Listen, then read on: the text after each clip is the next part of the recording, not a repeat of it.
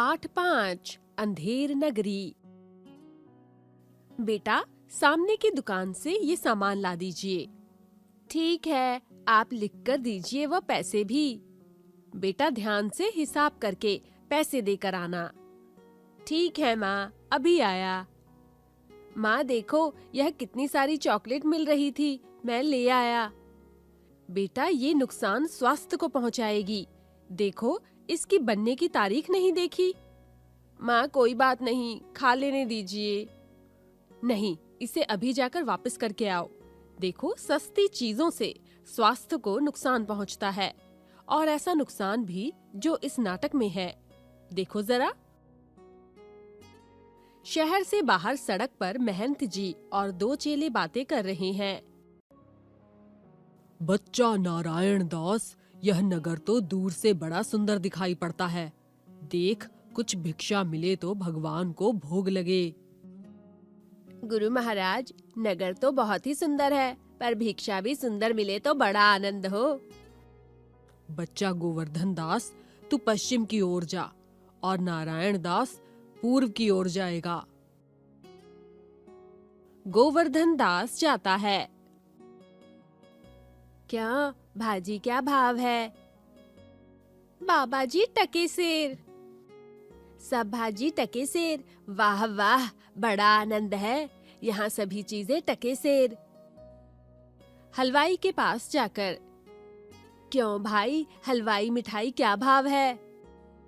टके सेर। वाह वाह, बड़ा आनंद है, सब टके सेर। क्यों बच्चा, इस नगरी का नाम क्या है? अंधेर नगरी। और राजा का नाम क्या है? अनबूझ राजा। वाह वाह। अंधेर नगरी अनबूझ राजा, टके सेर भाजी टके सेर खाजा। तो बाबा जी, कुछ लेना हो तो ले लो।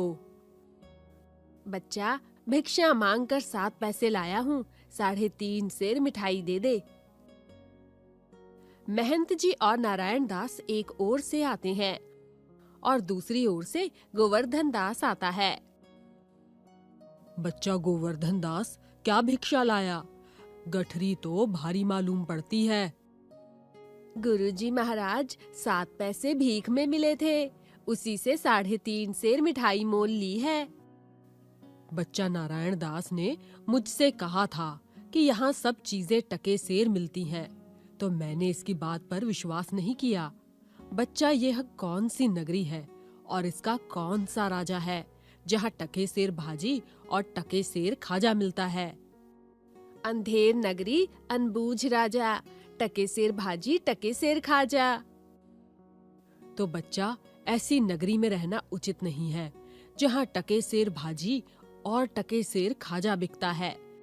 मैं तो अब इस नगरी में एक क्षण भी नहीं रहूंगा। गुरुजी, मैं तो इस नगरी को छोड़कर नहीं जाऊंगा, और जगह दिन भर मांगो तो भी पेट नहीं भरता। मैं तो यहीं रहूंगा। देख, मेरी बात मान, नहीं तो पीछे पछताएगा। मैं तो जाता हूँ, पर इतना कहे जाता हूँ कि कभी संकट पड़े तो याद करना। यह कहते हुए महंत चले जाते हैं। दुहाई है, दुहाई है। कौन चिल्ला रहा है? उसे बुलाओ तो। दुहाई महाराज, दुहाई। बोलो, क्या हुआ? दुहाई महाराज, कल्लू बनिए की दीवार गिर पड़ी, सो मेरी बकरी उसके नीचे दब गई, न्याय हो। कल्लू बनिए को पकड़ लाओ। नौकर लोग दौड़कर बाहर से बनिए को पकड़ लाते हैं। क्यों रे बनिए, इसकी बकरी क्यों दबकर मर गई? महाराज, मेरा कुछ दोष नहीं, कारीगर ने ऐसी दीवार बनाई कि गिर पड़ी। अच्छा, कल्लू को छोड़ दो, कारीगर को पकड़ लाओ। कल्लू जाता है, लोग कारीगर को पकड़ लाते हैं। क्यों रे कारीगर, इसकी बकरी कैसे मर गई? महाराज, चूने वाले ने ऐसा खराब चूना बनाया कि दीवार गिर पड़ी। अच्छा, उस चूने वाले को बुलाओ। कारीगर निकाला जाता है, चूने वाले को पकड़कर लाया जाता है। क्यों रे चूने वाले, इसकी बकरी कैसे मर गई? महाराज, भिश्ती ने चूने में पानी ज्यादा डाल दिया, इसी से चूना कमजोर हो गया। तो भिश्ती को पकड़ो। भिश्ती लाया जाता है। क्यों रे भिश्ती, इतना पानी क्यों डाल दिया कि दीवार गिर पड़ी और बकरी दब गई?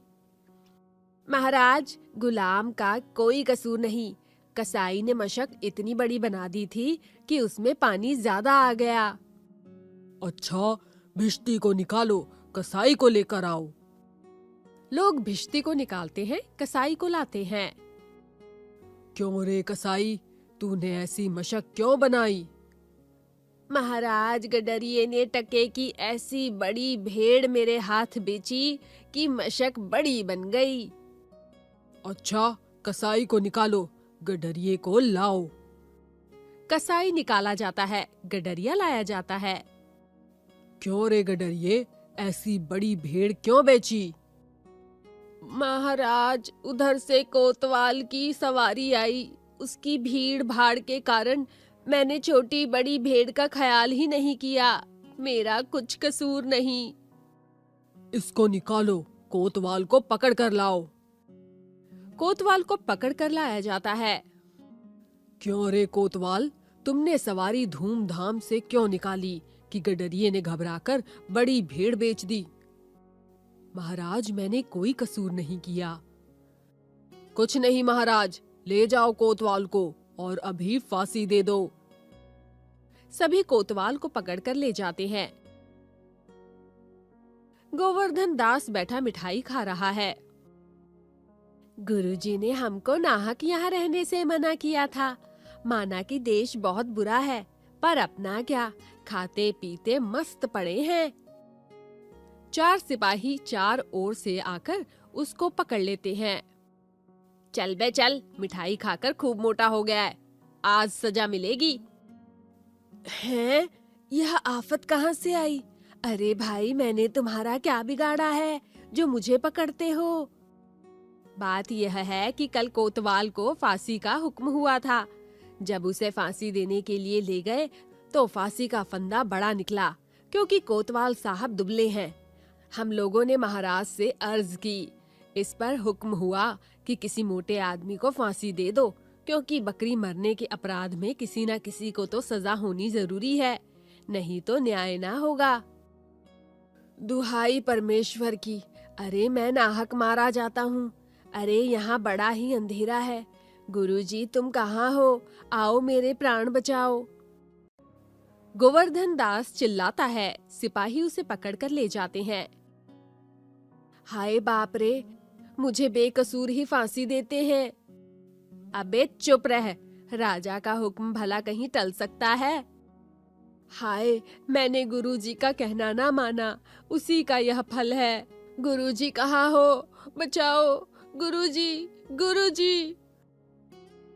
अरे बच्चा गोवर्धन दास, तेरी यह क्या दशा है?